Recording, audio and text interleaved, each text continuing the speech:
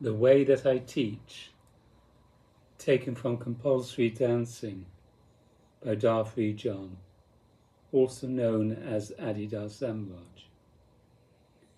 The way that I teach is the way of surrender, or spontaneous and total psychophysical transfiguration. It is the way of native, whole-bodily, moment-to-moment surrender to the radiant principle that pervades the body-mind and the total world. It is the way of transcendence of the egoic adventure of attention, or the self-contraction that is itself attention. It is the way of surrender of the psychophysical attention that is the ego, or the reactive self-contraction in every moment.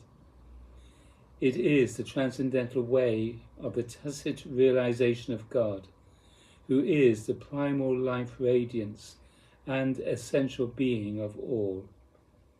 It is the way that is founded upon direct, moment-to-moment, intuitive, emotional, and even bodily realization that the infinitely radiant being is the principle of existence, rather than matter, or the contracted self, who is the disturbed, self-divided being that is always seeking its own fulfillment through experience and acquired knowledge.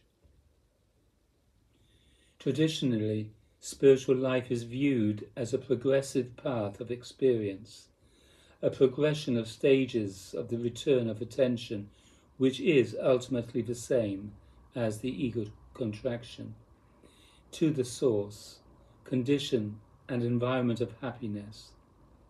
The great path of return, in either its Eastern or its Western mode, is typically the adventure of the contracted or mortally threatened ego's search for happiness, for God, for truth, the answer, the source, the creator, the self, the ultimate principle, the wonderful reality, the eternal pleasure, or happiness itself.